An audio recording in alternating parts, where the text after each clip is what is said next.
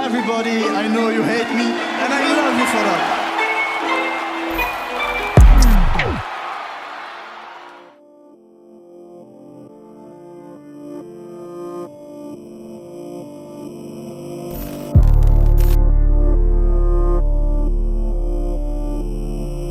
Alors comment j'ai connu le CBD je l'ai connu avec l'UFC en fait. Avec l'UFC, alors il y a Ned Diaz qui a fait un gros buzz en fumant du CBD juste avant son open workout. C'est pas vraiment là que j'avais entendu parler, c'est déjà avant. J'ai vu des sponsoring, en fait, des partenariats avec plusieurs athlètes de l'UFC et du coup c'est là où ça m'a un peu interpellé. Je me suis dit qu'est-ce que c'est, et étant donné qu'ils parlaient de ça vraiment ouvertement, je me suis dit ça doit pas être du cannabis pur, donc c'est là où je me suis intéressé et donc j'ai compris ce que c'était.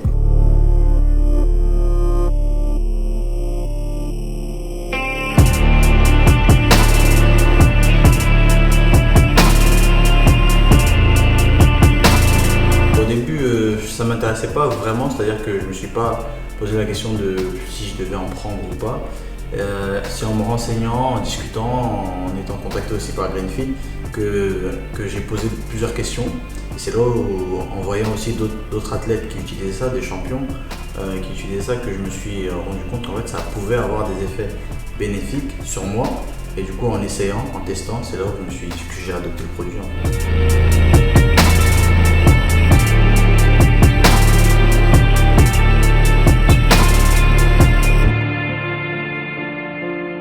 On dit souvent que les chiffres ne mentent pas, donc pour moi c'est pas anodin du tout. Ici en France on est toujours un peu en retard, alors c'est bien, en même temps c'est pas bien. On est toujours un peu en retard par rapport aux États-Unis.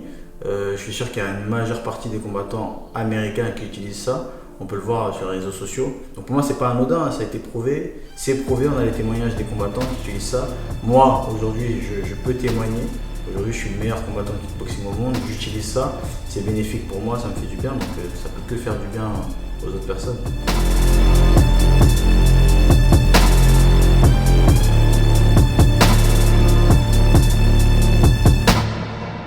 Si ça fait grincer des dents à certains, le fait que j'utilise du CBD, je peux comprendre, c'est normal parce que ça a eu une mauvaise image. Aujourd'hui ça commence à se démocratiser. Quand on entend cannabis aujourd'hui on pense à drogue, on pense à produits stupéfiants. Je pense juste que ce sont les gens qui s'en sont servis à mauvais escient. Aujourd'hui on a dérivé le produit, on s'en sert pour ses vertus de bien-être. Il faut qu'on arrive à dissocier cette image de fumette et le cannabis. Maintenant c'est totalement différent. Donc si ça fait grincer les dents à certains, je peux comprendre. Et mon rôle à moi, ce sera de leur expliquer, et ce sera un rôle pédagogique en fait.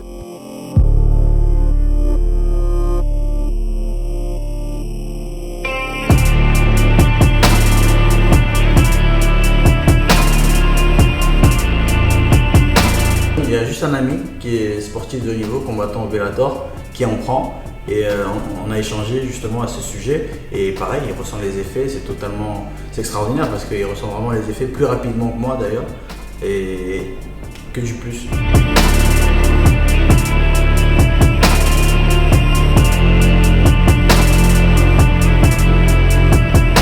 On parlait de mes adversaires et je pense même que ça pourrait être un plus pour mes adversaires, notamment après les combats. Je pourrais d'ailleurs leur proposer des produits Greenfield pour pouvoir accélérer la récupération, et je pense qu'ils en auront besoin.